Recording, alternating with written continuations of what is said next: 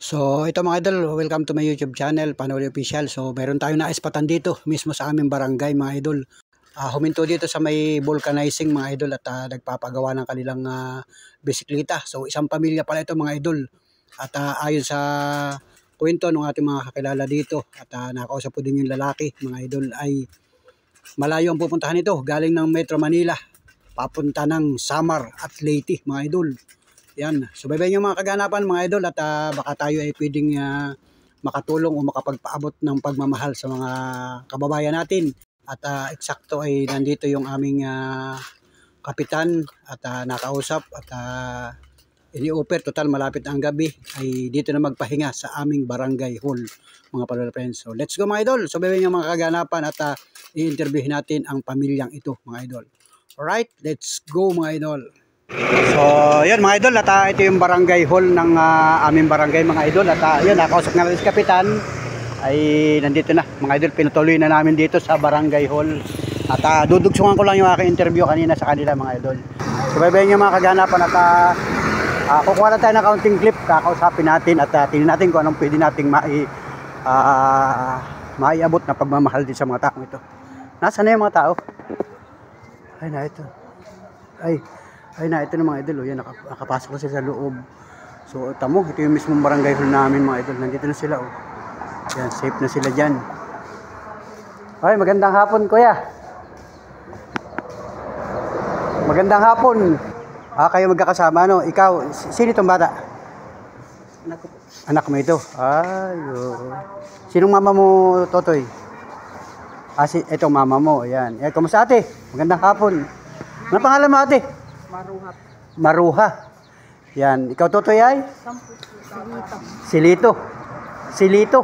Yan, Silito. Ikaw kuya, anong pangalan mo kuya? Randy. Randy. Yan, si Kuya Randy. Yan. Kasi kayo ha, ma-video ko kayo ha, iba-vlog ko kayo. Ako kasi nagba-vlog ako. So, napansin ko kayo doon kanina sa may vulcanizing, nagpapagawa ka nito, ano? Tapos ayun na rin doon sa mga naan doon kasi kilala ko rin naman yung mga tao doon. Ay mukhang malayo doon ang pupuntahan ninyo. Ano? Malayo ang pupuntahan ninyo talaga. Saan ang saktong pupuntahan ninyo? Samar. Samar. Ang layo nun. So itong lugar na ito ay Quezon Province. Quezon Province pa lang ito. Anong grade mo na Totoy? Grade 2 po. Grade 2. Malapit na mag-grade 3. Saan ka nag-aaral? Sa ano? Sa City. Ano ba sa City po? Sa ano? Quezon. Cabanatuan. Quezon City. Quezon City, Cabanatuan. Ano yun? Kalikod Norte. Kaligid Norte. Yan, si nanay, kasama si nanay. Nay, magandang hapon nanay. Magandang hapon po, kasama. Ikaw nag-ano doon? Oo, nabidyohan ko po kayo. Upo kayo ma. Upo nay. Upo nay at mabutit kayo. Yan, sige. Upo nay. Pasensya ka ha, malabo na yung mata ko. Malabo na ang mata ninyo. Oo, dahil ng Yolanda. Ay, oo. Di ba sinabi ko Kakausapin ko lang si nanay ha, ate. Ate, pasensya na, kakausapin ko lang si ate. Yan, interviewin ko lang kayo ha. Anong kailangan po ninyo nanay? Anong pangalan mo nanay? Crescencia. Crescencia, yan, si ate Crescencia. Yan, may dala pa sila mga aso, alagang aso. So, paano po ang pagkain ninyo nanay? Ayun, nagpapaluto si Kap. Ipagpapaluto raw pa kayo ng hapunan. Ay, sorry. Ipagpapaluto raw pa kayo ng hapunan ngayon. Hindi, si Kap ang siyang bahala. Ibig sabihin, paano po ang pagkain ninyo sa araw-araw? Marami naman nagbibigay sa amin, naaawa sila. Nagbibigay po ng pagkain. Kahit gabi, kung saan kami natutulog, may nagbibigay. Kasi... Ano po mga binibigay ng mga pagkain? Halimbawa? Ayun, kanina nga sa Jollibee, bigyan kami tag-iisa. Binigyan kayo ng tig-isang Jollibee, ganun. Pati din po yung mahabang hotdog, naghati-hati kami. May mga nag-aabot. So, nakakakita sa inyo, ano? Bigas, ganyan. Oo, yung mga simpleng pagkain. Yung mga ready pagkain na. Oo, yun. Yan, ganun. Tinapay, ganyan. Iba-vlog ko kayo. Basta kayo itutulungan ko kahit kaunting pinansyal, pang gastos-gastos, bibigyan ko kayo ng ganon. So, sana yan. So, ang gawin natin, baka mayroon kayong mga kamag-anak, mayroon tayong mga kakilala, mga kababayan ng mga Bisaya. na willing tumulong sa atin, tumulong sa inyo kasi naispatan ko kayo dito sa Quezon Province, sa Lopez Quezon. Nakabay kayo, nagpapaayos kayo ng bisikleta doon sa vulcanizing at na-interview ko nga kayo, malayo pa lang pinanggalingan ninyo at malayo ang pupuntahan ninyo. So yan, manawagan ka na nanay sa mga kababayan natin. Sila na lang. Yan. Ayun, si Ramli na lang. Anong kuan mo ate, anong hiling mo? Anong hiling mo sa Panginoon Diyos? Dara po tayo ng pagkakalin. Tayo po. Tayo po na maisakay. Tatracking po. Tayo po tracking na naman. Pamasahe na na? Tayo po kami tatracking po na naman. Pamasahe man lang sa Sa tracking ba? Tracking. makasakay man lang sa tracking Butang matnog. hanggang Matnog. Para maisakay ring kuan ito, itong Gusto ko nga po, nung ano po, inuntahan ko yung anak ko sa Poy-Poy, gusto kong kunin kaso ang daming ano nila, purpose nila. Eh, yung isa, naiwan tuloy kasi umiiyak talaga, yung mayakap sa atin niya. Gusto niya kasing magpaiwan. Gusto niya doon sa atin niya. Ayaw ko siyang maiwan saan yun? kasi naawa ko maliit pa. Nasaan yun? Nasa bahay. Doon sa Poy-Poy lang. Bahay. Sa Sa Bayi. Sa Bayi. Sa Laguna. Sharon ba? Laguna yun, Laguna. Nandyan yung ano, nasa Bayi, Laguna. Bahay, oo, Laguna. Ah, mayroon siyang ate doon. Ibig sabihin ay okay naman yun. Basta parang ano, bahay ampunan yung ano nila. Pero di tulad ng ibang bahay ampunan na ano, hindi. Yung, di ba yung ibang bahay ampunan ni Papa ampun uli sa iba, hindi iba yun. Decision talaga sa akin. Pinag-aaral po sila. Pinag-aaral. kumbaga hiwa-hiwalay kayo. Ano, yun. Yun nga ang problema ko sa mga anak ko. So, mas masaya kasi tutoy pagkabuo ang pamilya. So, ang gawin nila ninyo, sikapin ninyo na makapaghanap buhay ng maayos sa Leyte. Mas maganda kasi yung mayroon kayong lugar na permanente kayo nandoon. Mas masarap mabuhay sa probinsya kung magkaroon kayo ng sariling bahay doon, kahit barong-barong. Hindi na kayo mag-iisip pumunta na Maynila kasi na-experience nyo na ang hirap ng buhay sa Maynila. Wala kayong sarili.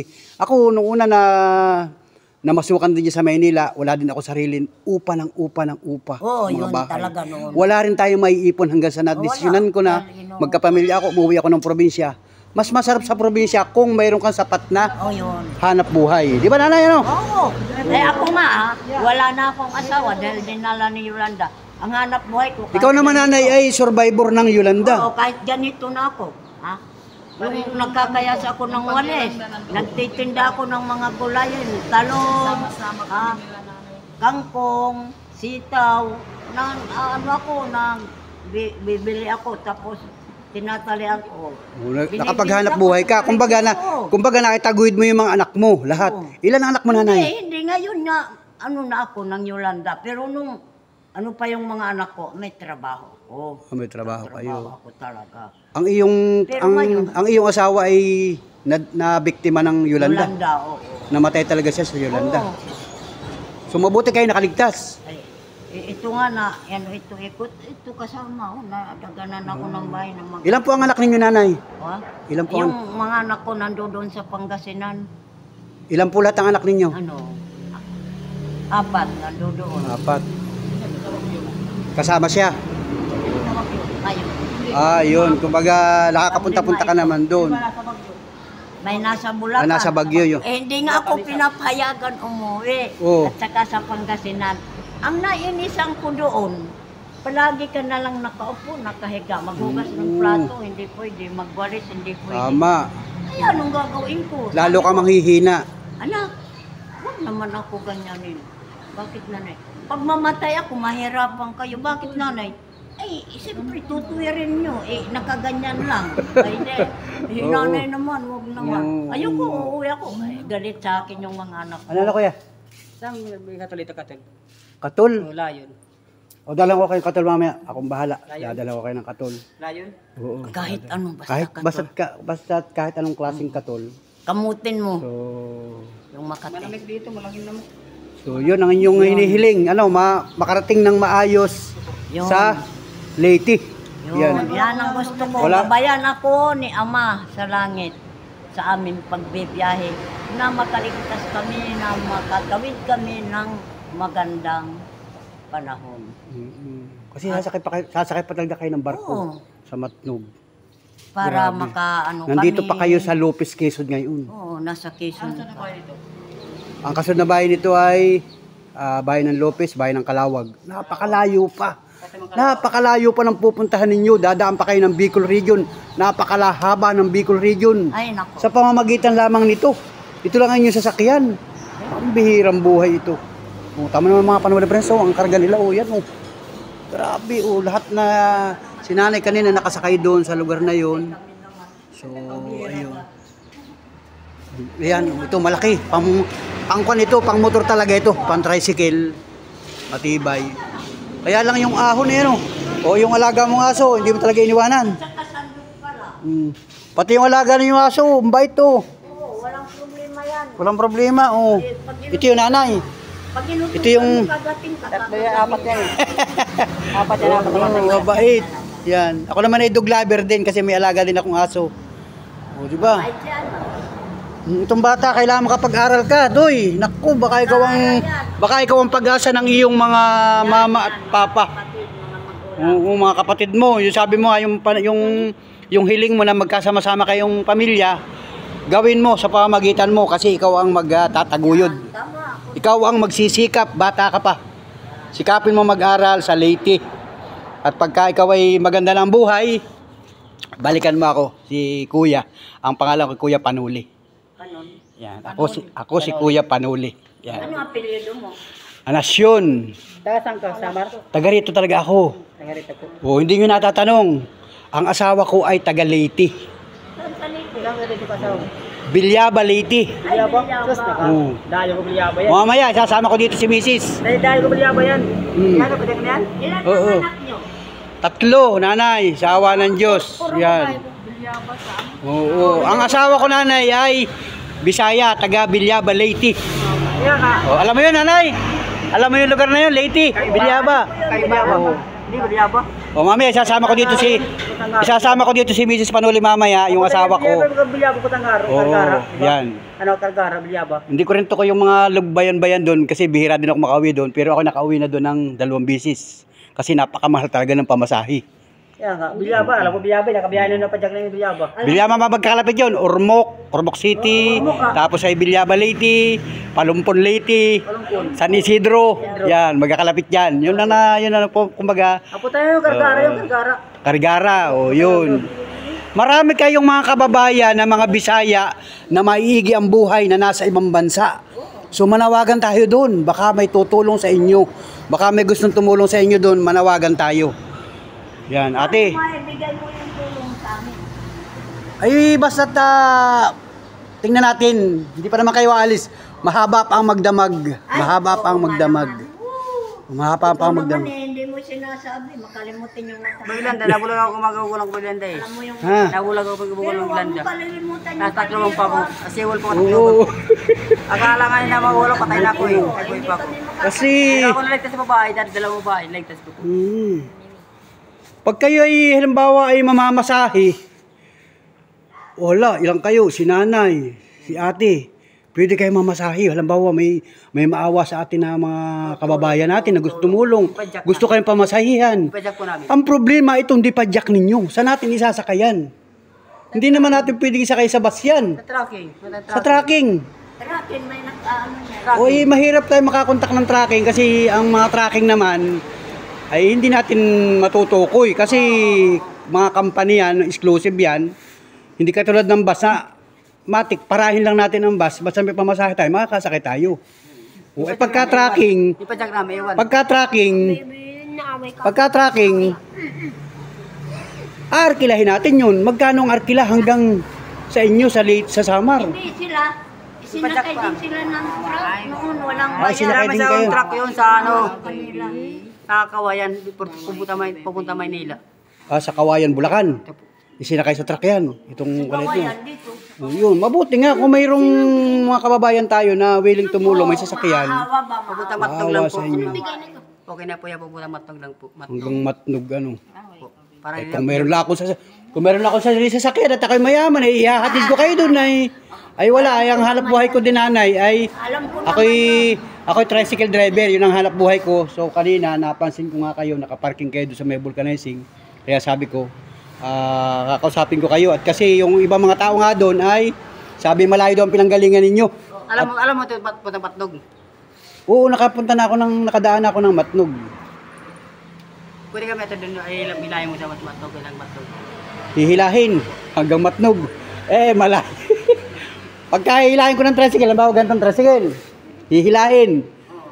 Pwede naman, kaya lang napakalayo nun. Maabala na masyadong malayo. Wala yung ano mo. Oo, tayo naghahanap buhay din. Hindi naman pwede. Mabuti kung 5 kilometro yan, o sa 10 kilometro, kaya kung isakay sa tricycle yan.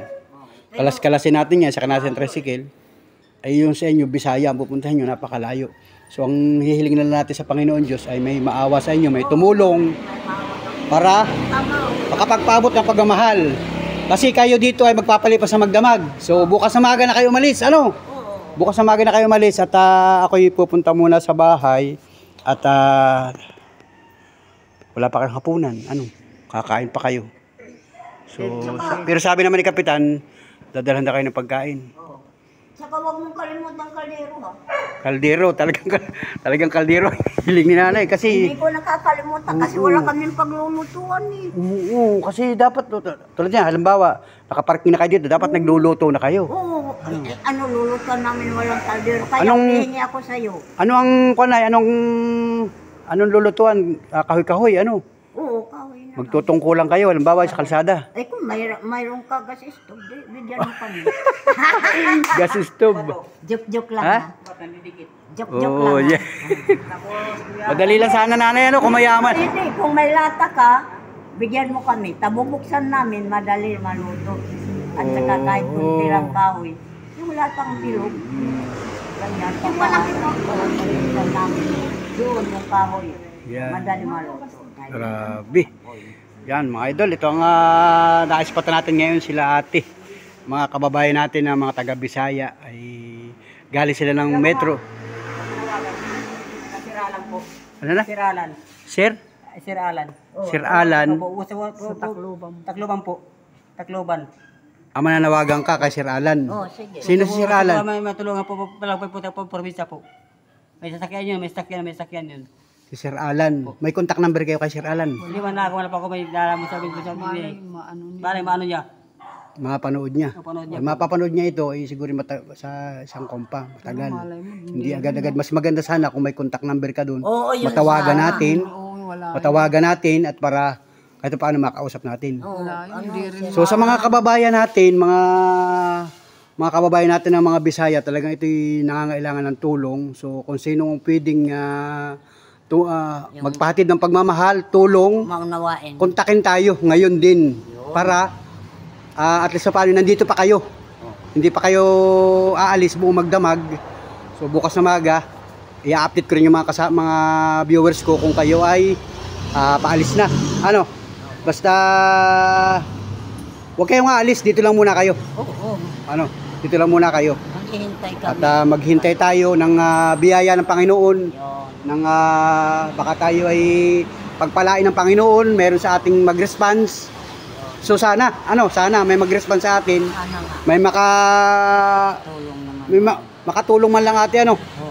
Kasi talagang kailangan niyo ng tulong, nakikita ko. Namin tulong. Wala po ito namin po papakyat naman yung panglakbay sa lagpas sa ali, dapat sa Bicol. Patirik yan patirik kapag punta Manila, lapit ako sa Manoy. Oo, talagang ahot lusong talaga ang dadanasan niyo diyan. Ako balik ng dyan. Madami na daw pong nagbungguan din. Ha? Madami na daw nagbungguan din. Marami na nagbungguan, aksidente. Oo, hindi pa naman kayo na aksidente, buhat ng biyahe ninyo. Kuya. Yan, salamat sa Awa Diyos. ng Panginoon. Oo, salamat sa Diyos at Ama kayo sa ay langit ang natatala. kayo ginabayan pa rin, ano. Inaano ko, Biro gabayan kami. mo galing ng Metro Manila. Pagka sumakay ka ng bus hanggang dito sa amin, ang pamasahe mahigit 500. Oo. Oo, yun pamasahe lang ha, sa bus ha. Galing dito hanggang Metro Manila, hanggang Alabang o Cubao. Oo, Mahigit 500. So binisikleta nyo laang, gamit yan, nakarating kayo dito. Sa looban ng mahigit 10 araw, sabi mo. Grabe. At malayo pa ang lalakbayin ninyo. Malayo pa. Malayo pa. Sabi ko ng araw ngayon lang. Hindi natin alam ang pwedeng mangyari sa daan. Sana patuloy kayong gabayan ng Panginoon, Yun lang. maging malakas lagi. Sabi ni ate, masakit ang kanyang paa. Ama namin sa langit, gabayan mo kami araw-gabi sa pagbibiyahe namin. Ilayo ang mga disgrasya sa amin. Sana po tuloy ako mga tracking po, mga masahe po ang putang alin po. Oo, hanggang alin man lang. Ang alin lang po. Marami kasi talaga nagbabiyahe. Ang problema, hindi natin kilala ay. Ang mga truck na yan, lahat dumadaan dito yan, hindi natin Mayroon kilala. naman naawa kahit hindi. Mayroong mga naaawa, kaya lang kung paano natin sila maaabot. Yun, yun. Paano natin sila maaabot, paano natin sila Wala makikilala. lang pong karga po na po yan. Putang alin lang. Hindi, basta walang karga. Walang karga po. Wala lang naman po. Putang alin po. So, yan, nakahapon na. So, ito mga idol, at ito yung ating interview sa isang pamilyang ito na naispatan natin dito sa mismong barangay namin. At yun, na-operan niya na dito na muna sila magpahinga sa ating barangay hall. At payag naman yung ating kapitan. At siyempre, tayo ay meron ditong mga na-duty na barangay tanod. Ay di para kahit paano ma-assist sila dito sa ating barangay hall. At mababait itong mga taong ito mga idol, at na-interview nga natin mga Bisaya pala ito mga idol. So sa mga kababayan natin na mga taga Leyte, Samar, at kung kayo may kaunting ito pala ay mga taga Palo, Leyte mga idol, mga Bisaya talaga, mga Panola friends. At yan. So sa lahat nating mga kababayan na willing magpaabot ng pagmamahal, ito na po yung pagkakataon natin sapagkat mahaba pa po ang buong magdamag. So hanggang bukas mga idol, i-update ko kayo kung anong kalagayan ng mga taong ito na nandito sa barangay hall hanggang sila ay makaalis dito sa ating barangay hall. So salamat po sa lahat ng mga kababayan natin na gustong magpaabot ng pagmamahal, at pwede po ninyong kontakin yung ating Facebook page, at yung ating GCash po ay nandito lamang, at para kahit paano ay makarating sa kanila, at matulungan natin kahit kaunting pagmamahal lang po mga kababayan, mga Panola friends. At kailangan po nila talaga ng pinansyal, at nakausap nga natin po yung mismong matanda at saka yung mag-asawa, silang isang pamilya ay talagang kulang na kulang po sa pinansyal, at problemado nga po sila kung paano sila makakarating ng Leyte mga idol. So salamat po sa inyo, thank you for watching, at hintayin po namin ang inyong pag-suporta, pagmamahal sa ating mga kababayan. Alright, let's go mga idol, thank you for watching, at maya-maya po tayo magla-live sa ating YouTube channel. Salamat po ng marami, thank you mga idol, mga Panola friends. Wow!